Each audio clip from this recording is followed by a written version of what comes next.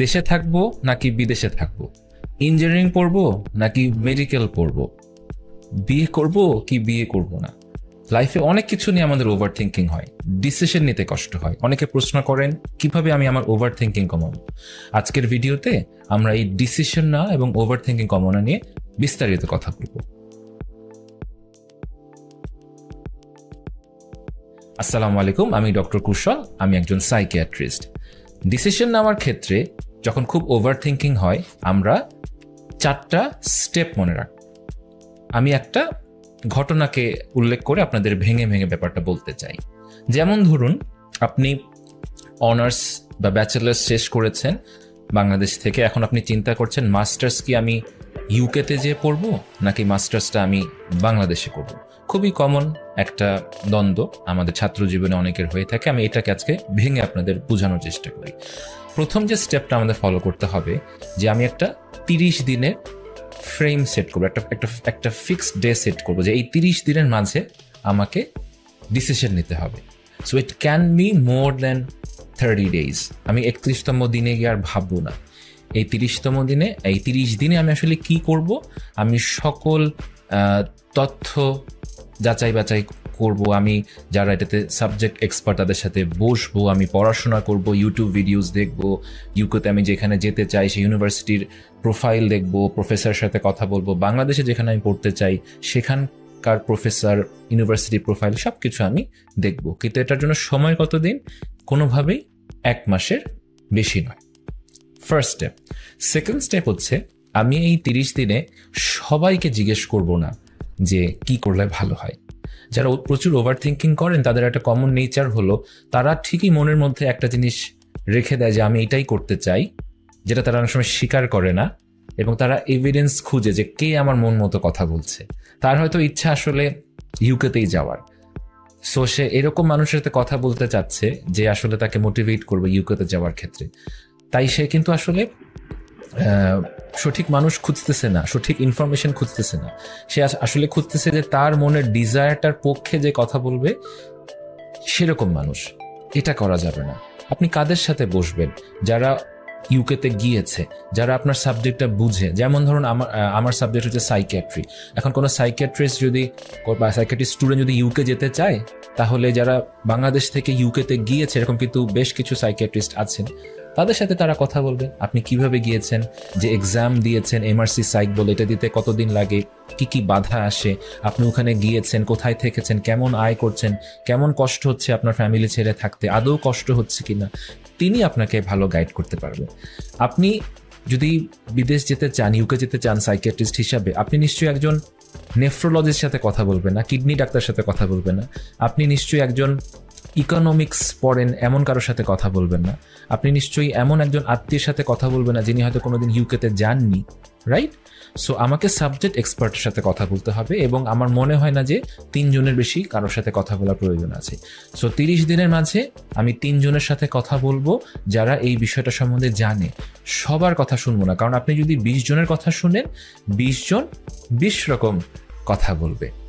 Third যে point খুব important, সেটা হলো, আমি যখন ডিসিশন নিব যে আমি ইউকেতে যাব অথবা বাংলাদেশে যাব, যেটাই আমি নেই না কেন, তখন আমি এটাতে স্টিক থাকবো। আমি এটাতে দৃঢ় থাকবো যে আমি ডিসিশন নিয়েছি যে আমি ইউকেতে যাব। ধরলাম আমি অনেক গবেষণা করে ঠিক করলাম যে আমি ইউকেতে যাব, সো আমি এটাতে স্টিক থাকবো। আমি কোনোভাবেই চিন্তা করব না যে বাংলাদেশে থাকলে আসলে কি হতো।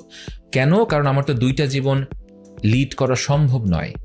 আমি বাংলাদেশে থাকলে কি হবে এটা তো আমি কখনো জানতে পারবো না যদি আমি আসলে ইউকেতে যাই এবং ইউকেতে গিয়ে একটা ক্যারিয়ার করি। হতে পারে যে আপনি ইউকেতে গিয়েছেন, হয়তো বাংলাদেশে থাকলে আপনার হয়তো একটা কার অ্যাক্সিডেন্ট বা রিক্সা অ্যাক্সিডেন্ট হয়ে আপনার পাটা ভেঙে যেত, আপনি তো আপনার ফেট জানেন না। সো আপনি বাংলাদেশে থাকলে অনেক ভালো কিছু করতেন, এটার আসলে কোনো নিশ্চয়তা নেই।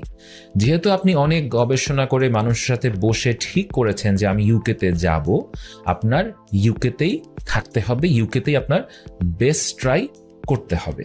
আর আমি যদি সবকিছু মিলে চিন্তা করি যে না আমি দেশে থাকবো, দেশের অপরচুনিটি ভালো, দেশে ডেফিনেটলি সাইকিয়াট্রির অপরচুনিটি ভালো, বা অন্যান্য সাবজেক্ট যদি বলি অনেক কিছুর অপরচুনিটি দেশে হয়তো ভালো, বা আমার বাবা মা আছেন, বাবা আমার কাছে আমি থাকতে চাই, এটা আমার কাছে ইম্পর্টেন্ট কোনো একটা কারণে, তাহলে আমি দেশে থাকবো।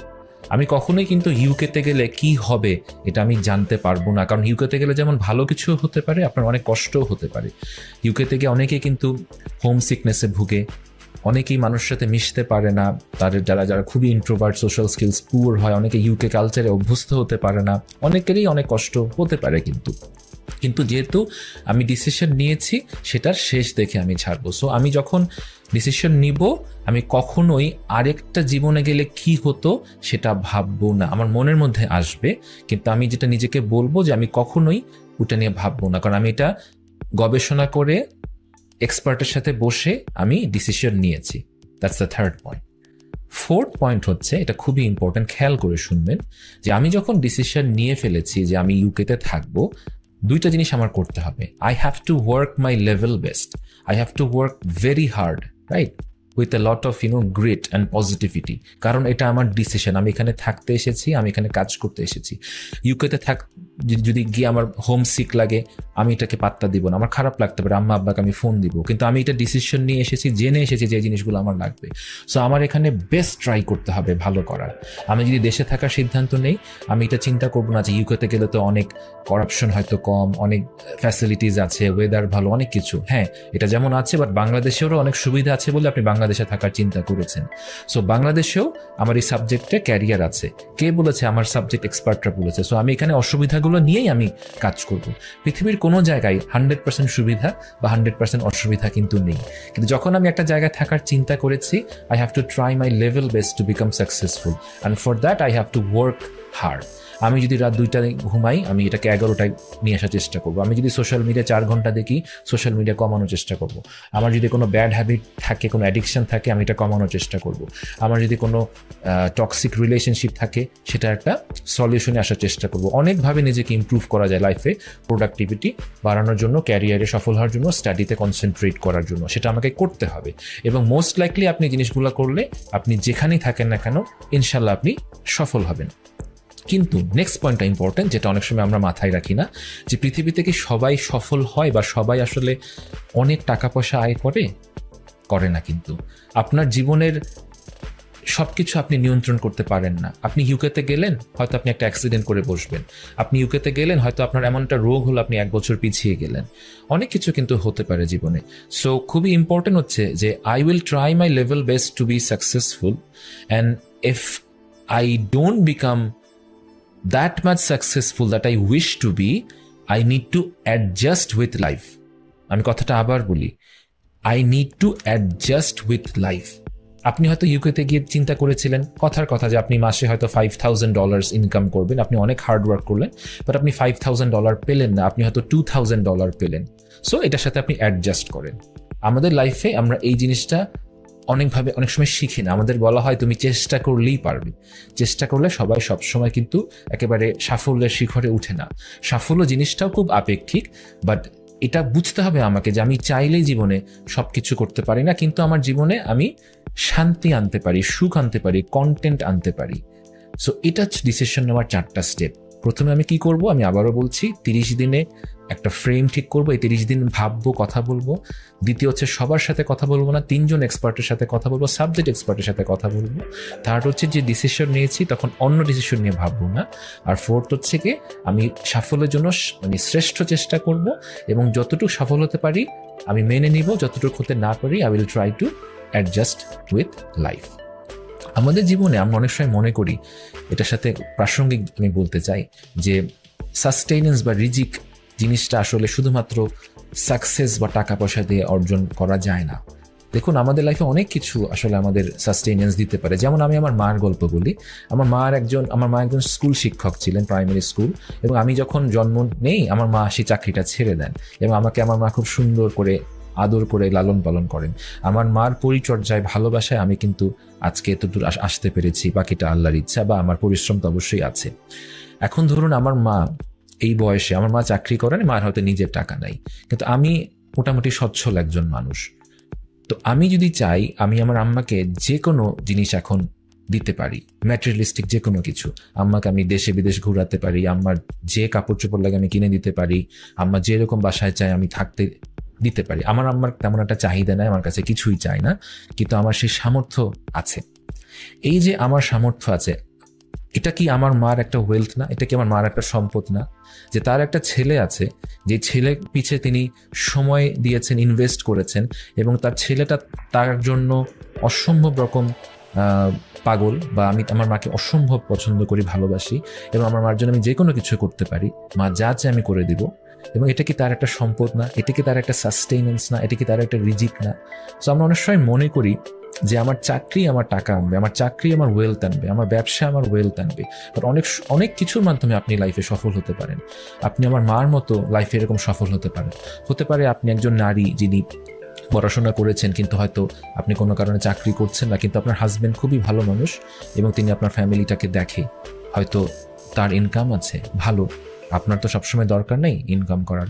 হতে পারে আপনি একজন পুরুষ, কিন্তু আপনার স্ত্রী অনেক ভালো করছে এবং আপনার স্ত্রী খুব kind enough to provide for your family. হয়তো আপনি মাঝারি মানের আয় করছেন, কারণ আমাদের সমাজে পুরুষরা একদম আয় করে না, এটা আসলে খুব একটা একসেপ্টেড না, বাট আপনি হয়তো অল্প আয় করছেন, আপনি সেটাও মেনে নিতে পারেন। এই যে আপনার ওয়াইফ আপনাকে ভালোবাসে, সংসারের একটা বড় অংশ দেখে, এটাও আপনার জন্য একটা সাস্টেনেন্স, এটা একটা ব্লেসিং আপনার জন্য। সো অনেকভাবে আমাদের জীবনে সাকসেস আসতে পারে, বা ভালো থাকা আসতে পারে, শান্তি আসতে পারে। সবাই যেন আমরা একই ফ্রেমে চিন্তা না করি। সবাই একই ফ্রেমে চিন্তা করি বলে আমাদের অনেক সময় ডিসিশন নিতে কষ্ট হয়, ওভার থিঙ্কিং হয়, আমরা ফিউচার নিয়ে অলওয়েজ নেগেটিভ ভাবি। হয়তো ফেসবুক, সোশ্যাল মিডিয়াতে নেগেটিভ জিনিস দেখতে দেখতে আমাদের কাছে মনে হয় যে আমার জীবনে আর কোনো আশা নাই, কোনো একটা ইউনিভার্সিটিতে না টিকলে মনে হয় আরেক জায়গায় পড়ে লাভ কি হবে। মানুষের কথায় আমরা পাত্তা দেই, মানুষের কথায় অতিরিক্ত গুরুত্ব দেই। যে আমাকে চিনে না, জানে না, তার একটা কমেন্টে আমি খুব বেশি কষ্ট পেয়ে যাই। আমার অমুক মামা চাচা বাসায় এসে হয়তো আমাকে একদিন একটা খোঁটা দিয়ে কথা বলেছে, সেটা নিয়ে আমরা ভাবতে থাকি। বাট মূলত চিন্তাটা আপনার নিজের করতে হবে। এই একইভাবে আপনি অন্যান্য ডিসিশনও নিতে পারবেন। ধরেন আপনি কবে বিয়ে করতে চাচ্ছেন, আপনি ডিসিশন নিতে পারছেন না, আপনি কথা বলুন মানুষের সাথে যারা বিয়ে করেছে এবং যারা বিয়ে করে নাই তাদের সাথে। আপনি বুঝতে পারতেছেন না যে আমি কি ইঞ্জিনিয়ারিং পড়বো, মেডিকেল পড়বো, ল পড়বো, ইকোনমিক্স পড়বো, কোথায় পড়বো, আপনি কথা বলেন সবার সাথে। আপনি বুঝতেছেন না আমি কি ঢাকা ইউনিভার্সিটিতে পড়বো না নর্থ সাউথ বা ব্র্যাক ইউনিভার্সিটিতে পড়বো, আপনি কথা বলেন দুই জায়গার সিনিয়রদের সাথে, টিচারদের সাথে। লাইফের প্রত্যেকটা ডিসিশন আমরা যদি এভাবে নিতে পারি, আমাদের ওভার থিঙ্কিং অনেক কমে যাবে।